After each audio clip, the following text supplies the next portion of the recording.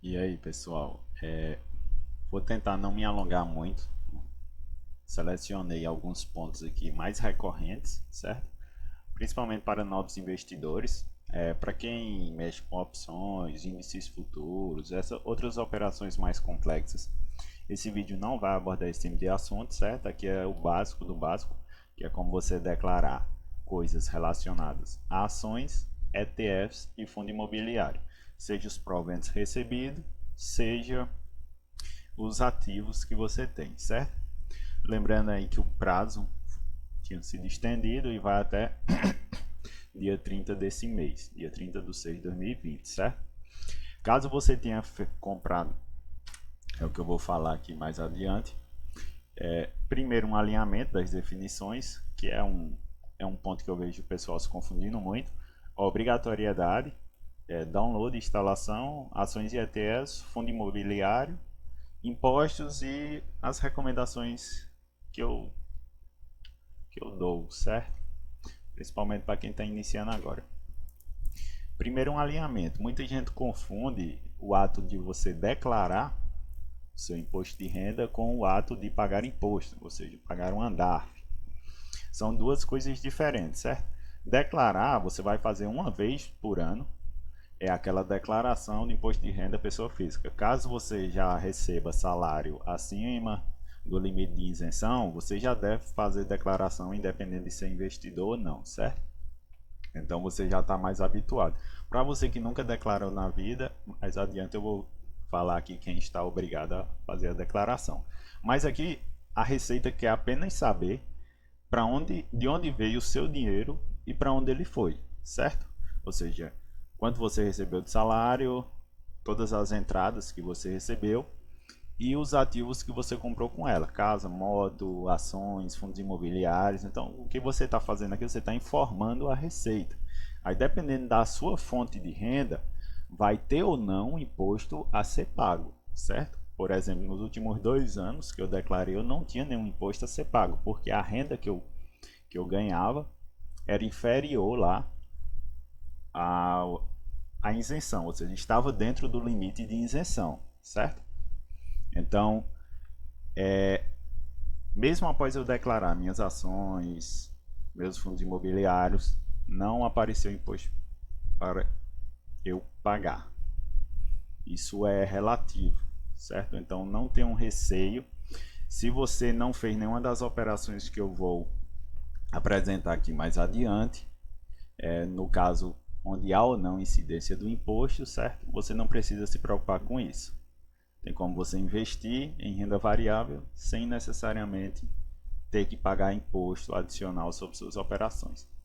E o imposto pessoa física 2020 é o software que você vai baixar, porque, por exemplo, a gente está agora em 2020, certo? A gente baixa o software de 2020, porém a gente está declarando o software relativo ao ano passado, ou seja, de janeiro do ano passado a dia 31 de dezembro do ano passado, ou seja, você está é em 2020 que a gente faz a declaração do ano anterior, ou seja, se você começou a investir só agora em 2020, você só vai declarar ano que vem, que vai ser o Imposto de Pessoa Física 2021, certo? Porém, DARF, eu, eu vou explicar mais adiante, é uma vez por mês, ou seja, todo mês ali você vai fazer o apurado. Se você teve um lucro e estava dentro de um determinado critério, você vai pagar imposto. Se teve prejuízo, não paga imposto. Não se preocupe, você só paga imposto sobre lucro. Continuando aqui, a obrigatoriedade é realizar qualquer operação em bolsa de valores, certo? Qualquer operação que você tenha feito, até se você tiver em 2019 comprado e vendido e terminado 2019 sem ação nenhuma, você ainda assim é obrigado a declarar se e somente se o valor do investimento foi superior a R$ 1.000 para ações ou R$ 140 para ETF, entendeu? Se foi acima disso, você é obrigado. Se não foi, você não é obrigado. Porém, eu já recomendo a declarar, até para pegar o hábito. Se você está começando a investir agora, eu acho que seu foco é longo prazo. Então, o quanto antes você aprender a fazer essas coisas, melhor. E é melhor errar com pouco do que com muito lá na frente, certo? Então eu recomendo declarar tudo, independente desse critério, inferior a R$ 1.000 em ações ou R$ 140 em ETF. Eu recomendo declarar tudo. Para quem quiser mais detalhes sobre a obrigação, você pode consultar esse link. Mas qualquer operação você realizou, se você comprou, vendeu, terminou 2019 sem nenhuma ação, sem nenhum ETF, sem nenhuma coisa, e você estava acima desses valores, você é obrigado. Se você não teve lucro, só teve prejuízo, você é obrigado. Lembre-se, você está declarando, você está apenas informando que fez aquele tipo de movimentação. E a Receita monitora, certo? Se você olhar a sua nota de corretagem, tem lá um dedo duro. Aquele dedo duro é uma fração do imposto que ele faz sobre suas operações, justamente para corretora notificar a Receita de que você realizou a operação em bolsa. Então você não vai conseguir esconder da Receita que você realizou a operação em bolsa.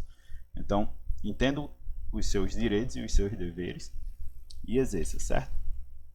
Download e instalação. Vocês podem consultar esse link ou podem pesquisar diretamente lá no Google. IRPF 2020 Receita Federal.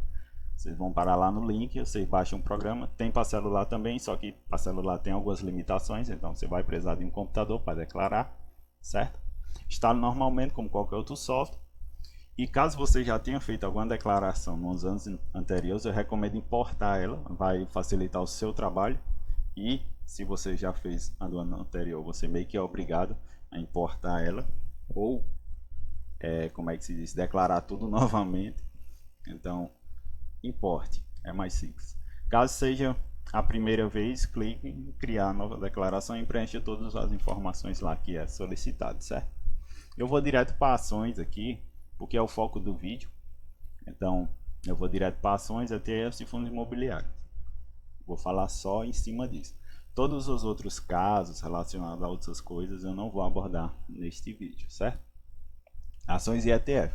Então a primeira coisa é você ir lá em bens e direitos e declarar os ativos que você tinha sobre custódia dia 31 de 12 de 2019. Vamos supor que em 2019 você comprou uma ação, vendeu, teve lucro, mas terminou 2019 zerado. Você não tinha nenhuma ação, nenhum ETF em seu nome, certo?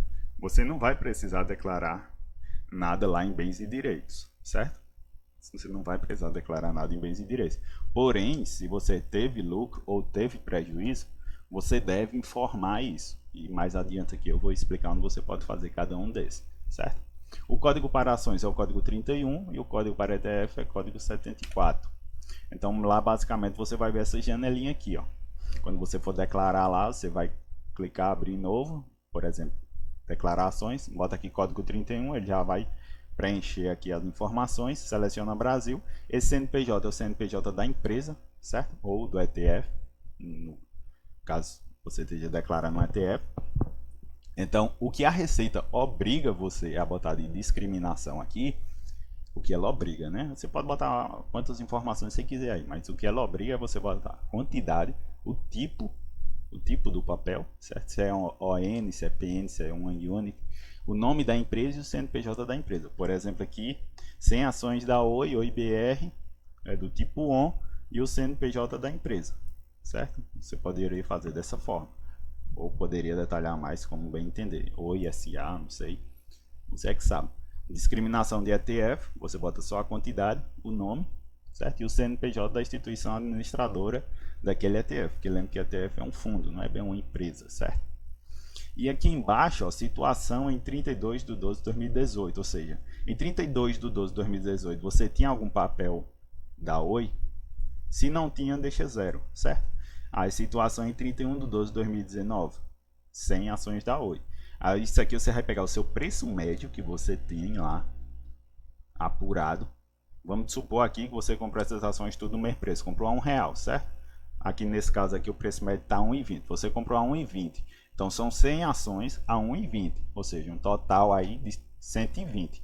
Lembre-se de incluir aqui os seus custos. Se você pagou taxa de corretagem, some essa taxa de corretagem ao seu custo de aquisição. Ou seja, se você pagou 1,20 na ação, mas pagou mais R$25 de corretagem, então pega os 120, soma mais 25 ali, vai dar os 145, informe os R$145. Tá entendendo? Por quê? Porque foi o custo que você teve com a operação e não necessariamente o valor que você pagou por ação, entendeu? Porque aqui a empresa ela quer saber qual foi o custo dessas 100 ações para você.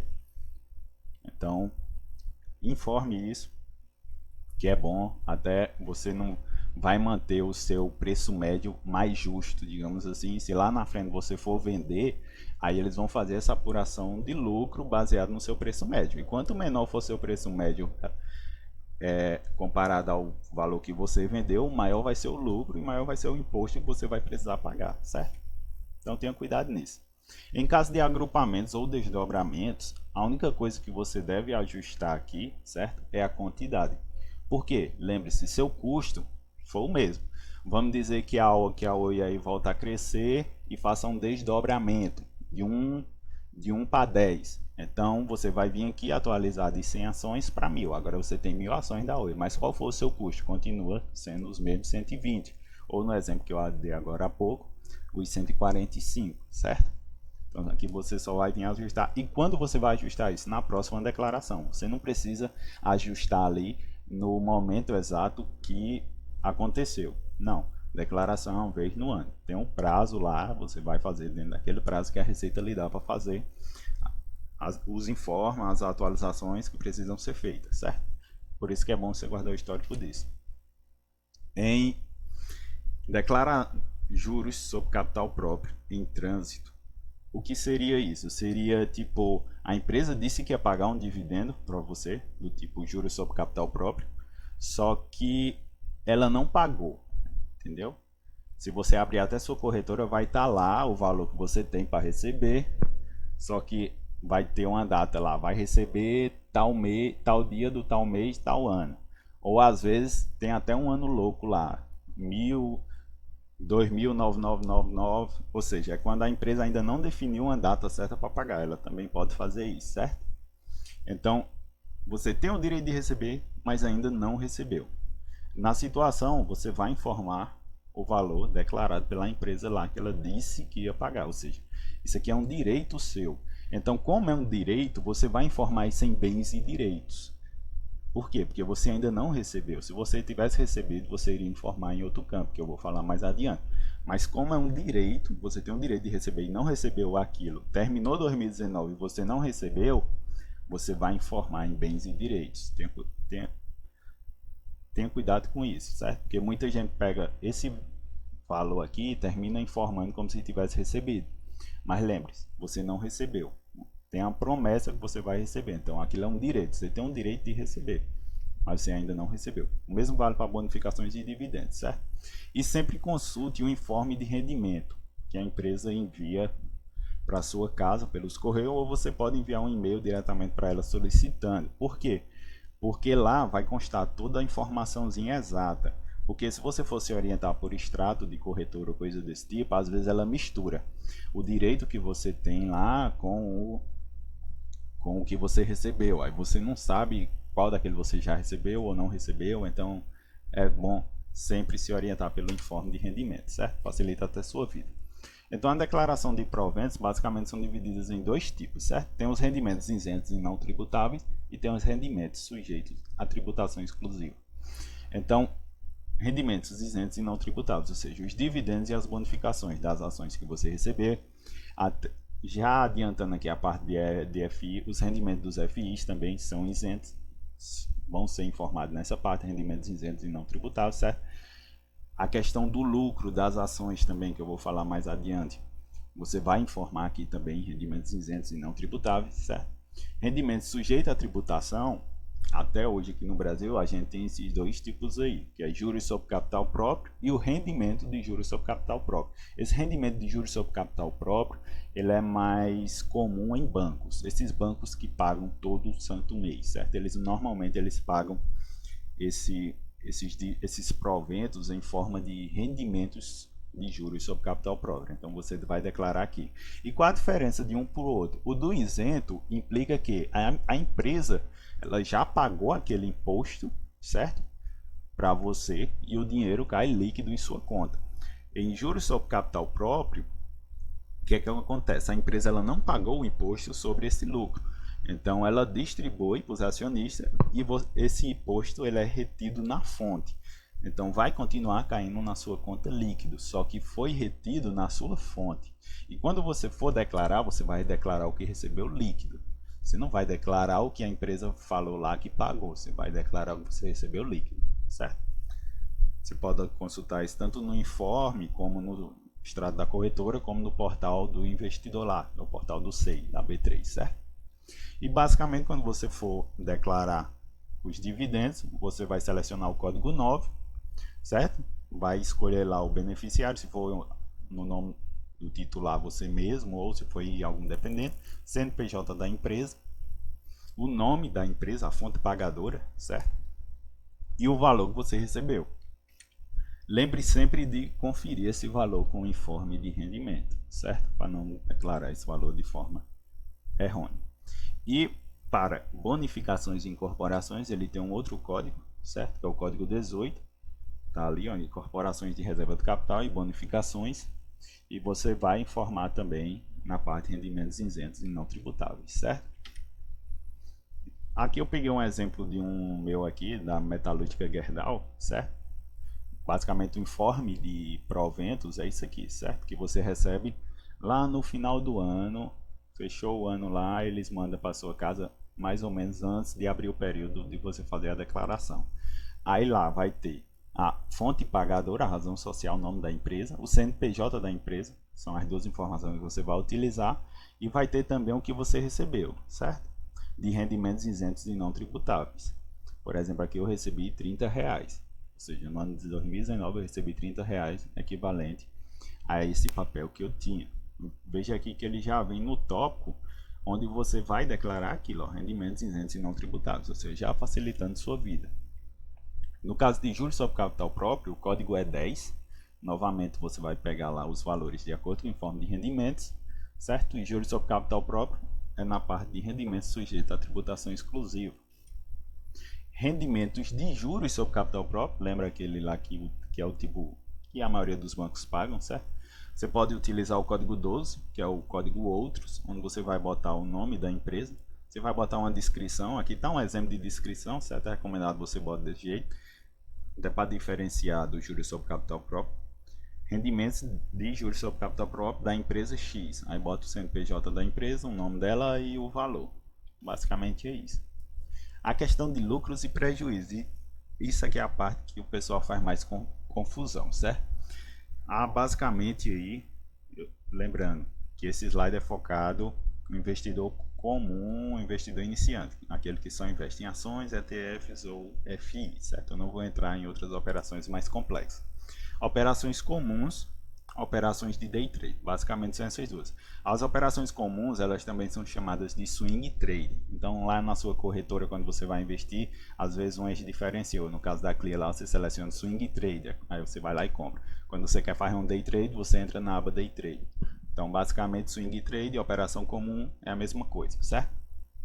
É quando você compra e vende em dias diferentes. Então se eu comprar uma ação hoje e vender ela amanhã, ou vender ela hoje, comprar ela amanhã, isso vai ser caracterizado como uma operação comum. Day trade quer dizer que a operação ela é aberta no mesmo dia, ou seja, a bolsa ela abriu 10 horas da manhã, ela fecha lá às 5 horas da tarde. Então, você comprou de manhã e vendeu à tarde, por exemplo. Você comprou à tarde e vendeu à tarde. Isso é um day trade, certo? É uma compra e uma venda realizada no mesmo dia, ou uma venda e uma compra realizada no mesmo dia, certo? Um exemplo aqui, você comprou 100 Magalus a R$40 e no mesmo dia você vendeu ela a 45, ou seja, nesse mesmo dia, vamos dizer que comprou de manhã a 40 e de tarde foi lá e vendeu a 45, ou seja, você teve um lucro de R$5 por papel. Como você tinha 100 papel, lucrou aí R$500. E isso você vai declarar aqui na aba renda variável, operações comum / day trade. Aí como é lá? Primeiro, no mês de janeiro aqui, veja que é separado por mês, certo? Então, a apuração de lucros e prejuízos você sempre vai fazer ela mensal. Lembra lá que eu falei que a DARF é uma por mês?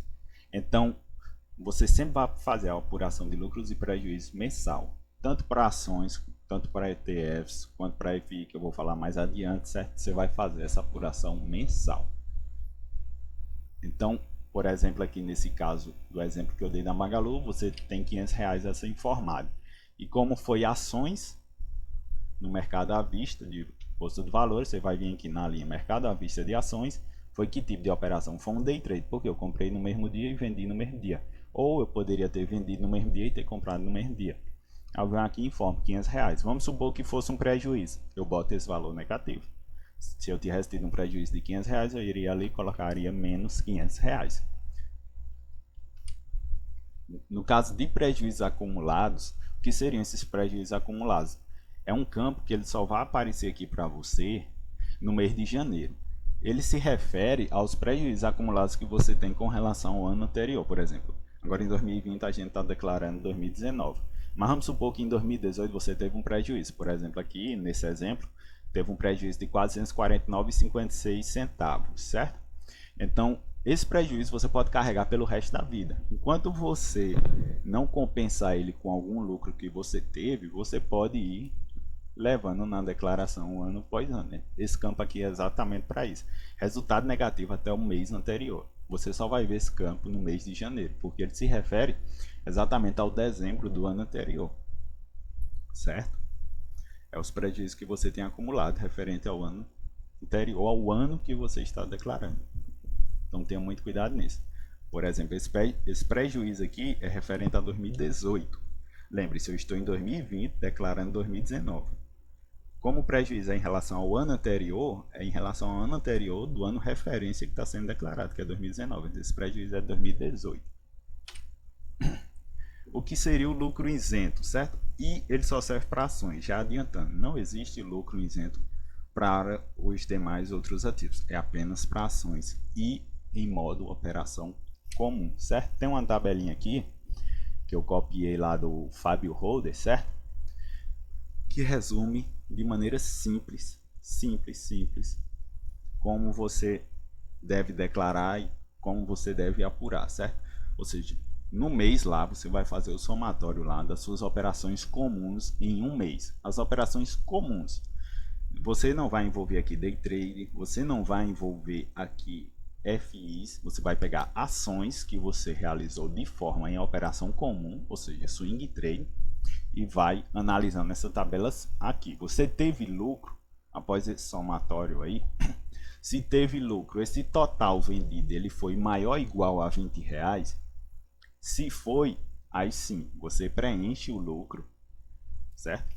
Você vai preencher o lucro lá naquele campo lá que eu mostrei anteriormente. Você vai preencher o lucro aqui em operações comuns, certo? Você vai preencher o lucro ali em operações comuns. No caso de você ter tido lucro em operações comuns naquele mês e esse lucro não, essas vendas que você realizou no mês foi superior a 20 mil. Isso não é você lucrou R$ 20 mil, tenha cuidado com isso, certo? Por exemplo, vamos dizer que você vendeu R$ 22 mil, mas você só teve R$ 500 de lucro.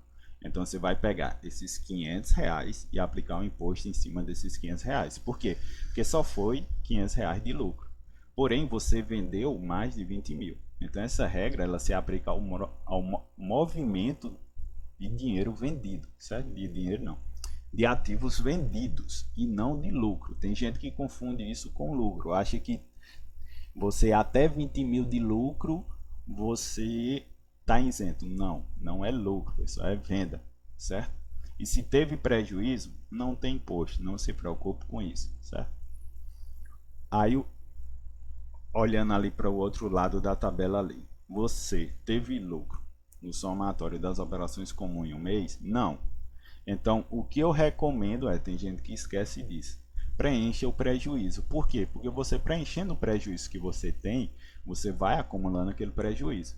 Se lá na frente você fizer uma venda superior a 20 mil e tiver um lucro, você pode pegar esse prejuízo, abater do lucro. Se ainda sobrar lucro, aí você calcula o imposto sobre o lucro que sobrou. Se não sobrar lucro, ou seja, você tiver muito prejuízo aí acumulado, você vai consumindo esse prejuízo. É tipo um crédito mesmo, um crédito negativo. É irônico, mas é tipo um crédito negativo. Você vai consumindo esse prejuízo até que você não tenha mais prejuízo a compensar e tenha algum lucro. E esse lucro seja superior a R$ 20 mil no caso das operações comuns, certo? Caso o total vendido no mês não seja maior ou igual aos 20 mil, Aí vem para esse outro caso. Você vai lá em rendimentos isentos e não tributáveis. Você vai pegar o ano inteiro. Aqui você vai pegar o ano inteiro. Ou seja, aqueles pouquinhos de lucros e vendas que você fez em cada mês lá. Em cada mês você vai somar tudo isso e vai declarar num único campo. Olha aqui, ele só pede o titular, beneficiário e valor. Aqui é o valor total da soma do ano inteiro. Você não vai criar uma janelinha dessa para cada lucro que você teve lá no mês, não. O ano inteiro, o acumulado no ano. Entendeu? Aí, ó, pode ler a opção aqui, ó, ganhos líquidos em operações de mercado à vista negociada em bolsa de valores nas alienações realizadas até 20 mil reais. As alienações é exatamente essa troca de mão, certo? Ou seja, você vendeu seu papel. Veja aqui que ele não fala que você teve até 20 mil de lucro, certo? Seguindo para fundos imobiliários, eu deixei fundos imobiliários separados justamente porque ele tem algumas particularidades que eu já deixei em destaque aqui. Primeiro, o código é 73, certo? O CNPJ, o primeiro CNPJ aqui, que é o campo que está separado, você vai botar o CNPJ do fundo, certo? Do fundo. No campo aqui, em discriminação, a Receita ele obriga você a botar esses campos. A quantidade de cotas que você tem, o nome e o CNPJ do FI, ou seja, o CNPJ do FI é o mesmo FI que você botou aqui em cima, está marcado, certo? O código do ativo, o nome, CNPJ do admin do FI. O administrador, ou seja, o FI ele tem um administrador e esse administrador ele também tem um CNPJ, certo? Inclusive, quando você vai declarar os proventos que eu vou falar mais adiante, você vai declarar em nome de quem você recebeu aqueles proventos. E na maioria das vezes é do admin do fundo imobiliário, certo? E não do CNPJ do fundo. Ou seja, é como se o fundo, o CNPJ, o gestor lá, ele tem um CNPJ do fundo, né? Ele administra o fundo. Mas tem um administrador por trás que é uma outra empresa. Normalmente é Banco Santander, Banco BTG Pactual e outros aí, certo? Mas basicamente é isso aqui que você deve informar. E onde você consegue essas informações, certo? Onde você pode conseguir essas informações? Lá nos informes trimestrais, se você baixar, vai estar lá nome do fundo, CNPJ do fundo. E lá também, pertinho, tem lá nome do administrador e CNPJ do administrador. Não tem erro, você pega essas informações lá. Aqui no caso do fundo HSML11, ó, veja que o CNPJ do fundo é 1 e o administrador quem é? O Santander K6 Brasil, distribuidor de títulos e valores imobiliários, que tem um outro CNPJ, certo? E a situação aqui é sempre sua posição, ou seja, você vai pegar o preço que você pagou nas 20 cotas, somar com os custos das operações que você teve aí e declarar o valor inteiro ali. Você não precisa informar aqui o preço médio, você não é obrigado a isso, apesar das pessoas informarem. Eu não informo, certo? Informo que me é obrigado a informar. Se eles quiserem um preço médio aqui, eles pegam o valor e dividem pelo número de cotas, eles vão ter o preço médio. No caso dos proventos e dos FIs, eles são rendimentos isentos e não tributáveis, como eu falei anteriormente, certo? Verifique sempre no informe de rendimentos. Por quê? Porque no informe de rendimento vai ter a fonte pagadora. Às vezes, muito raro, mas às vezes a fonte pagadora é o mesmo do fundo, certo? E não o administrador do fundo. No caso aqui do KNRI 11, a fonte pagadora aqui foi o administrador e não o fundo KNRI 11. Então, o CNPJ que eu informei aqui, referente ao KNRI 11, foi o da administradora, que foi a fonte pagadora. E onde eu peguei isso? Nos informes de rendimentos. Você vai receber no final do ano, ou você pode mandar um e-mail, fechou o ano, você já pode, ali entre janeiro, fevereiro, março, mais ou menos, você pode mandar um e-mail para eles solicitando, caso você não já tenha recebido, certo? E repetindo a janela lá, eles são semelhantes a esse aqui. Esse aqui é de uma ação, mas o de FI também é semelhante. Ele vem separado de um assim, tem lá a fonte pagadora e o CNPJ da fonte pagadora. O ticket o código, né, do CNPJ e o valor que você recebeu. Do CNPJ não, do fundo. Em questão das amortizações, como você declara amortizações, certo? A amortização ela é mais comum em fundo de desenvolvimento, que são aqueles com data para acabar. Um fundo de desenvolvimento, de maneira breve aqui, são aqueles fundos que eles constroem algum imóvel, alguma coisa, e vendem aquilo, certo? Então alguns têm data para acabar, ou seja, o objetivo dele era pegar dinheiro do mercado, construir, e ele vai amortizando esse valor, ou seja, ele vai devolvendo parte do valor que você investiu até zerar. Então, o que você tem que fazer quando você recebe alguma amortização de algum tipo é você ir lá em bens e direitos, certo? E atualizar o valor de seu custo. Por exemplo, você tem 15 cotas do fundo XXX11, nem existe esse fundo, certo? A R$100. Então, vamos dizer que somando as amortizações do ano de 2019 inteiro, você recebeu 5,80. Você vai subtrair 5,80 do seu custo inicial, que foi R$100. Então, seu novo custo, digamos assim, atualizado, é R$ 94,20. Aí você calcula o novo valor acumulado, que multiplicando por 15 aqui, né, dá 1.413, e atualiza lá na situação de 31/12/2019. E quando você vai fazer isso? Novamente, no ano seguinte. Quando você for declarar, a Receita vai abrir o prazo lá e você vai informar isso, fazer as atualizações e os lançamentos que tem que ser feito. No caso dos lucros e prejuízos de FI, já deixando frisando mais uma vez, não existe isenção, certo? Vendeu uma cota, teve lucro de R$1, vai pagar o imposto lá, os 20%. Só tem uma exceção aqui, que é o que? Caso o imposto devido seja inferior a R$10, aquele valor você deve acumular para o mês seguinte, certo? Ou seja, você não pode gerar uma DARF inferior a R$10. O mínimo a ser gerado é R$10, certo? Então vamos supor que você teve um lucro lá de R$1.000, vendeu FI lá, teve um lucro de R$1.000, R$200 vai ser de imposto, certo?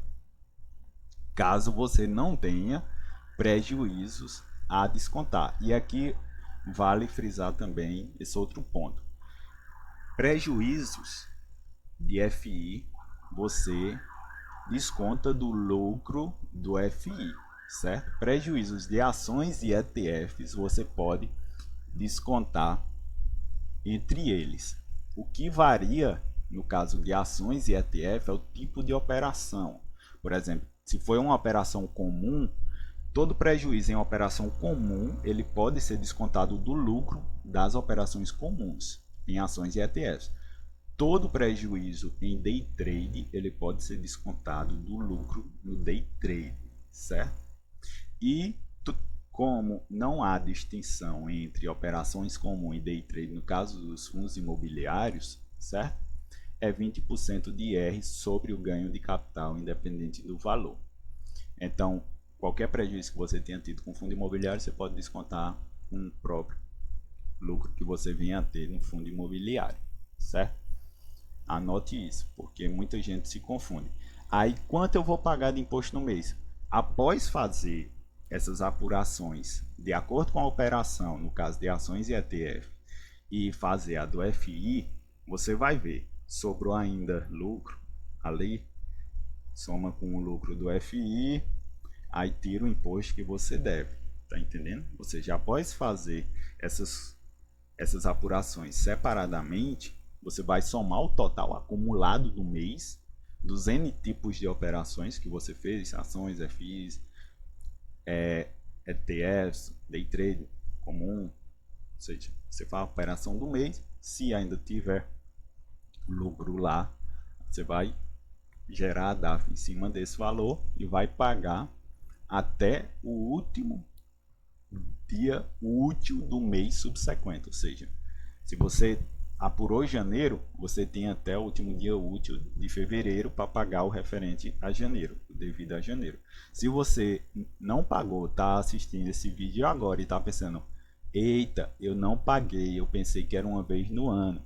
Então recomendo que você apure isso o mais rápido possível, porque esse imposto devido, ele é atualizado de acordo com a Selic. E ele vai até 20% do valor devido. Então se você estava devendo lá R$ 1.000 de imposto, então, e já faz muito tempo aí que você teve esse lucro e você não sabia que tinha que pagar, então já deve estar nos 20%, certo? Aí você vai estar devendo agora 1.200. Então eu recomendo que faça suas apurações aí, de acordo com o que eu falei agora, e veja se você não está devendo nada à Receita. Lembrando que a Receita ela tem até 5 anos para vir atrás de você, certo? Ela está preocupada com as pessoas que movimentam muito dinheiro, porém, ela tem até 5 anos para vir atrás de você. E como o governo anda aí dizendo que está faltando dinheiro, se eu fosse você, se tiver devendo imposto, pague um quanto antes, certo? Porque depois que bloquear seu CPF você não consegue fazer mais nada, nem sacar o dinheiro que tem em conta. Basicamente é isso. E no caso do FI, tem essa janela. Lembra que ele não faz distinção entre operação comum e day trade, no caso dos fundos imobiliários. Pronto. Aí vem essa janela toda, uma janela só, certo? Novamente aqui eu marquei, ó, resultado negativo até o mês anterior. Isso aqui é no mesmo caso lá das ações dos ETFs. Você vai pegar o prejuízo acumulados em fundos imobiliários. Lembra que eu disse que os prejuízos eles não se misturam? Os prejuízos de day trade em ações e ETFs é os prejuízos de day trade em ações e ETFs. Os prejuízos em ações e ETFs em operações comuns, ou seja, swing trades, é o prejuízo em ações e ETFs de operações comuns, certo? E os prejuízos de fundo imobiliário são os prejuízos de fundo imobiliário. Ou seja, você tem três classes aí, elas não se misturam. Você deve apurar individualmente essas classes e fazer depois o apurado do mês sobre os valores resultantes, certo? E botar aqui em resultado líquido do mês. Se ele for negativo, bota o menos. Se for positivo, bota o positivo aí. Aí tá aqui o imposto retido no mês. Aí isso aqui você vai informar o imposto que foi retido. Como assim o imposto que foi retido? Lá na nota de corretagem lá, ele diz lá o imposto que foi retido. Tem lá um imposto retido, que é um valor lá que vem descontado na taxa de corretagem, lá vai na nota de corretagem, certo? E o imposto que você pagou, ou seja, se você teve um lucro aqui, você certamente pagou algum imposto, certo? Então você vai informar aqui o valor que você pagou. Ou seja, não é porque você pagou em fevereiro que você vai informar em fevereiro, não. Você vai informar no mês ao qual ele faria referência. Ou seja, em fevereiro você pagou o valor que era referência a janeiro. Então, você vai vir aqui informar em janeiro, certo? A questão dos impostos, que eu já falei aí ao longo do vídeo, mas só de maneira resumida, certo? O código do DARF que você vai gerar lá é 6015, que são operações em bolsa, certo? Ganho de capital em bolsa. E o valor a ser pago. Basicamente você vai preencher seu nome, CPF, eu vou mostrar mais adiante aqui. Resumindo tudo isso que eu falei anteriormente, o valor a ser pago em day trade de ações, certo? É 20% sobre o ganho, independente de qualquer valor. Vendeu R$ 1 lá, teve ganho. No caso de ações, exclusivamente em ações, você tem aquela isenção lá de movimentação de até 20 mil no mês, certo? Tirando essa exceção aí, as operações comuns e ações são 15% sobre o ganho, caso você tenha passado lá, tenha vendido mais de 20 mil naquele mês. Para ETFs, também não tem nenhum tipo de isenção, recapitulando novamente, é 15% de IR sobre o ganho de capital. E você tem até o último dia útil do mês seguinte ao mês apurado. Se você apurou janeiro, você tem até o último dia útil de fevereiro. Se você apurou fevereiro, tem até o último dia útil de março, certo? Para pagar o imposto. Se não pagou, ele vai sendo corrigido de acordo com a Selic. Aí tem um programinha que a própria Receita disponibiliza, que é o Sicalc, que ele inclusive serve para calcular o quanto você está devendo, caso você não tenha pago um mês aí, ele pega os juros, certo? Mas está aqui, você vai preencher seu nome, seu telefone, o imposto lá, da Bolsa de Valores, certo? E um mês referente àquela apuração. Se for de janeiro, você vai botar aqui janeiro, certo? Aí ele vai preencher aqui os campos, ó, veja, o código da Receita, 6015, é o período de apuração, certo? a data de vencimento, ou seja, veja aqui, ó, o período de apuração 31/7/2018, ou seja, isso é referente lá ao mês 7, e ele tem até o 31/8/2018 para pagar, certo? E o valor aqui, nesse exemplo aqui, é R$1.000. Essa referência deixa em branco, certo? Não precisa, não tenho que colocar ali.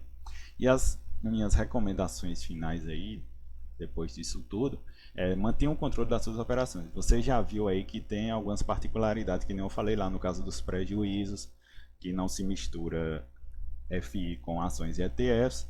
Você pode abater prejuízo de ETF com ações e ações com ETF, porém você tem que levar em consideração o tipo de operação, swing trade com swing trade, que é a mesma coisa que operações comuns, day trade com day trade, certo? Inclua sempre todos os seus custos nas compras e nas vendas. Por quê? Porque isso vai jogar seu preço médio para cima.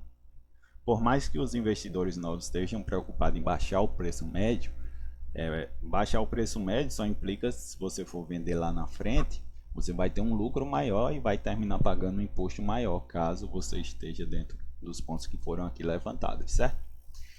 Foi apresentado aqui apenas os casos mais recorrentes e apenas para ações, ETFs e FIs, certo? Quem mexe com opções, quem mexe com mercados futuros, com outras coisas aí, tem um outro mundo aí de R, certo? Eu não entrei nesse ponto aqui porque o vídeo ia ficar muito longo e muito cansativo, apesar de que eu acho que já tinha ficado muito cansativo. E olha o lado bom, certo? Você só paga imposto se ganhar dinheiro. Se você aí, todas as operações que teve prejuízo, vá anotando os prejuízos e acumulando, certo? Você não vai pagar imposto tendo prejuízo não. O imposto é sobre o ganho de capital, ou seja, a empresa, assim como ela come parte do seu salário lá, quando cai em sua conta, qualquer ganho que você venha a ter, ela vai querer comer parte disso. E na Bolsa de Valores não é diferente, certo? E boa sorte aí, pessoal. Valeu!